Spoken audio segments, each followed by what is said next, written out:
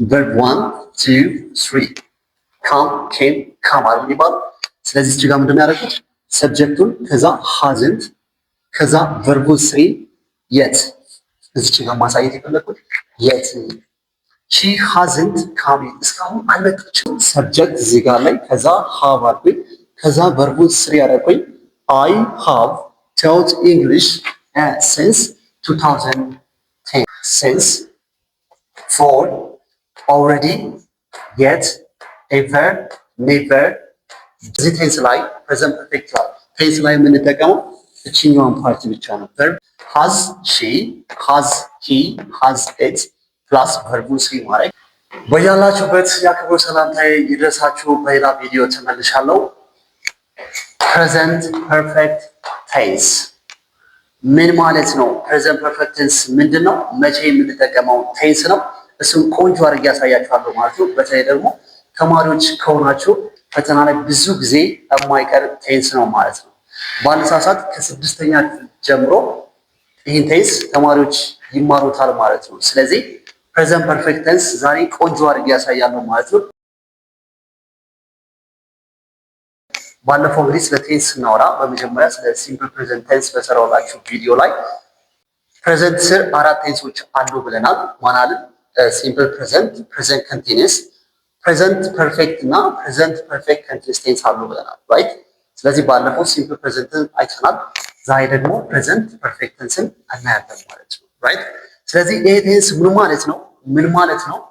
አን አክሽን ዳት happened in the past but is connected to the present ምን ማለት ነው? የሆነ ድርጊት የተደረገው in the past ነው but ውጤቱ አሁንም ድረስ አለ ማለት ነው። right an action happened in the past ድርጊት የተደረገው በፊት ነው but is connected to the present time ውጤቱ ግን አሁን ድረስ አለ። ምን ማለት ነው? እንደዚህ ስል ድርጊቱ በፊት የተደረገው ውጤቱ አሁን አለ ማለት ነው። ለምሳሌ ምግብ እየበላችሁ ራይት እንብላ አላችሁ። አይ በልቻለሁ አልኳችሁ። በልቻለሁ ምን ማለት ነው? የበላሁት በፊት ነው በት ውጤቱ ግን እስካሁን ድረስ አለ ማለት ሆዴ እስካሁን ድረስ እንደሞላ ነው፣ መብላት አልችልም። ስለዚህ ምን እላለሁ? I have already eaten ማለት ነው።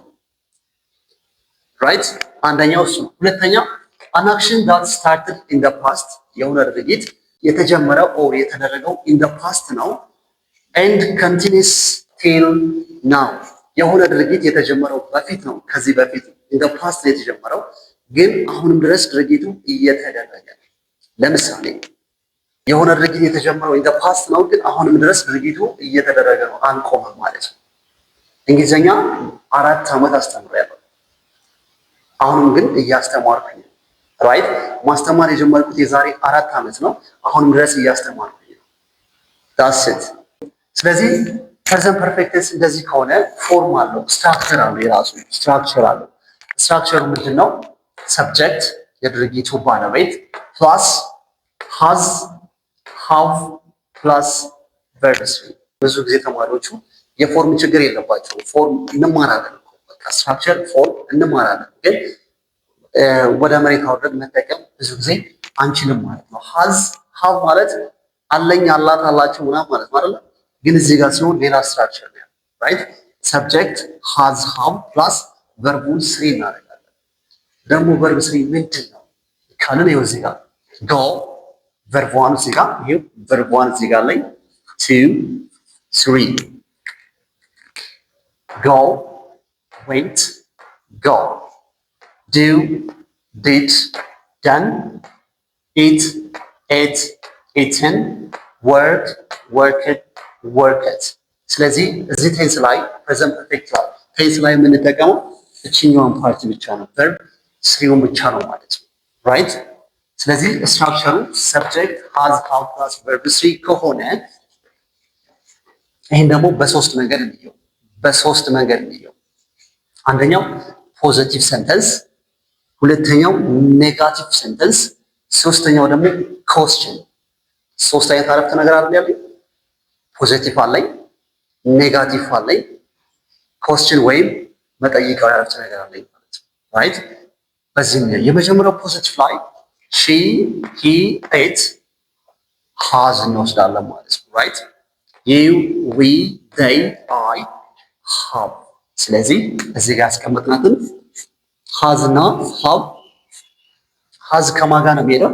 ከሰርድ ፐርሰን ሲንጉለር ጋር ሺ ሂ ኢት ሃዝ ላለው። ሃቭ ከማን ጋር ነው የሚሄደው? ዩ ዊ ዜይ አይ ሃቭ ላለው ማለት ነው። ከዛ በኋላ ምን አስገባለሁ? ቨርቡን ስሪ አደርጋለሁ። ጎ አይደለም ብለው ዌንት አይደለም ጎ ነው። በምሳሌ ቆንጆ አድርጌ ያሳያቸዋል። ሁለተኛው ኔጋቲቭ ስትራክቸር ላይ ደግሞ ምንድነው የምናደርገው? ሺ ሂ ኢት ከዛ ሃዝ ኖት ብቻ መጨመር እዚህ ጋር ኖት ብቻ ነው የምጨምረው። ራይት ዩ ዊ ዜይ አይ ሃቭ ፕላስ ኖት እዚህ ጋር ቨርቡን ስሪ ያደርጋል። ራይት ቨርቡን ስሪ ያደርጋል። ይሄኛው ኔጋቲቭ ወይም ኢንትሮጋቲቭ ማለት ምን ማለት ነው? ኖት ያለበት ኖት ያለበት። ሶስተኛው ኮስችን ጥያቄ ስናደርግ ምንድነው የምናደርገው?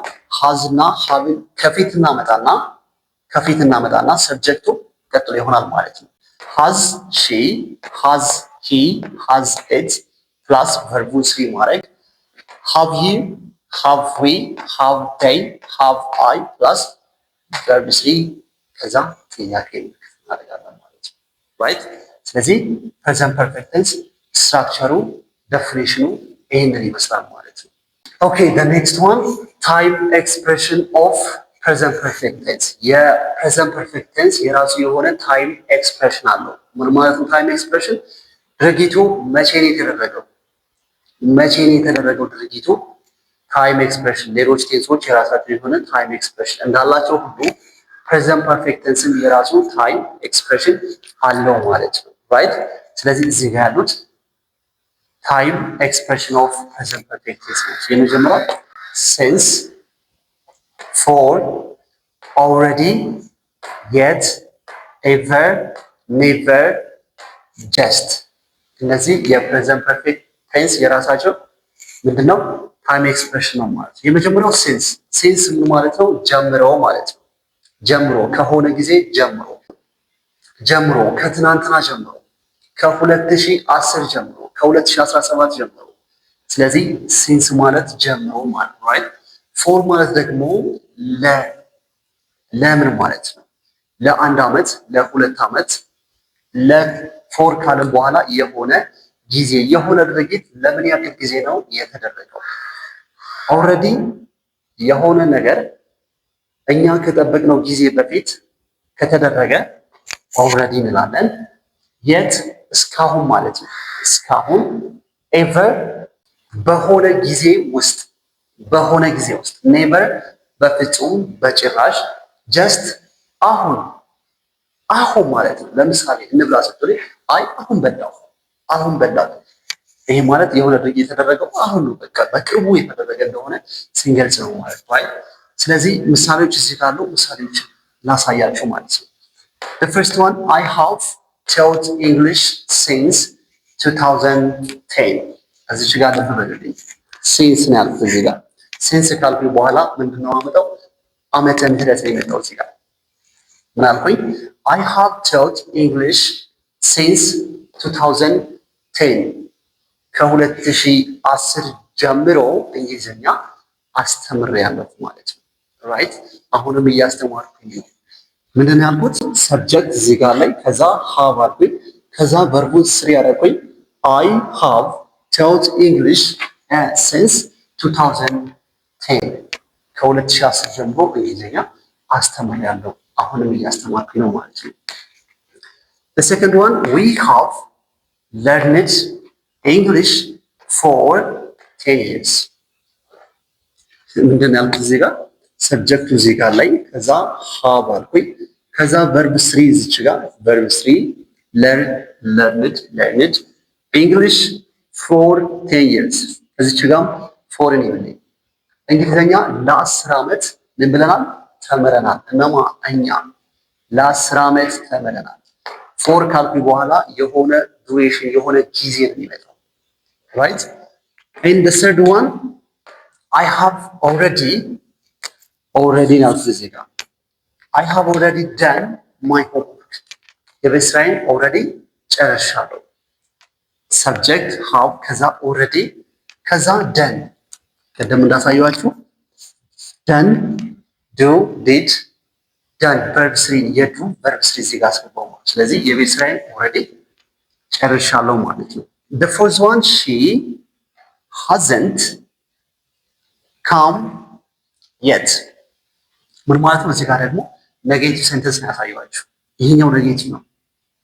she ከዛ has not she hasn't አጥሮ ነው has not ሲያጥር she hasn't አለ። ግን come yet እዚህ ጋር come የሚለው ቃል ቨርብ ዋን እንዳይመስላችሁ ቨርብ ስሪ ነው። እሺ come came come verb 1 2 3 come came come አይደል የሚባለው። ስለዚህ እዚህ ጋር ምንድነው ያደረኩት? ሰብጀክቱን ከዛ hasn't ከዛ verb 3 yet እዚህ ጋር ማሳየት የፈለኩት yet she hasn't come እስካሁን አልመጣችም። እቺን የት የምንጠቀማት አንደኛ በሰንተንሱ መጨረሻ ላይ፣ ሁለተኛ ደግሞ ሰንተንሱ ኔጌቲቭ ከሆነ ራይት የትን የምንጠቀመው አንደኛ በሰንተንሱ መጨረሻ ላይ፣ ሰንተንሱ ምን ከሆነ ኔጋቲቭ ከሆነ ልብ በሉ እዚህ ጋር ሰንተንሱ ኔጋቲቭ ከሆነ የትን በመጨረሻ እንጠቀማለን ማለት ነው። ኦኬ አምስተኛው have you ever eaten Ethiopian food? ይሄኛው ደግሞ ኮስችን ነው። አሁን እዚህ ጋር እያሳያችሁ ያለው ፖዚቲቭን ኔጌቲቭን ኮስችኑን አንድ ላይ ነው ራይት። ስለዚህ እንብዬ ጀመርኩኝ have you አልኩኝ have you ever eaten Ethiopian food? በህይወትህ የኢትዮጵያ ምግብ በልተህ ታውቃለህ? have you ever eaten Ethiopian food? የኢትዮጵያ ምግብ ቀምሰህ ታውቃለህ ያልኩኝ ራይት። ነምበር 6 has she eaten her lunch? ምሳ በልታለች፣ ምሳዋን በልታለች። has ከዛ ሰብጀክት she eaten has she eaten her lunch? ምሳዋን በልታለች ያልኩኝ ምሳዋን I have never lived in Addis Ababa እዚህ ጋር ማለት የተጠቀምኩት ኔቨር ነገር I have never lived in Addis Ababa አዲስ አበባ ኖሬ አላውቅም ያልኩኝ ነው ማለት ነው። ስለዚህ since for already yet never since for already yet ever never ፕሬዘንት ፐርፌክት ቴንስ ይሄንን ይመስላል።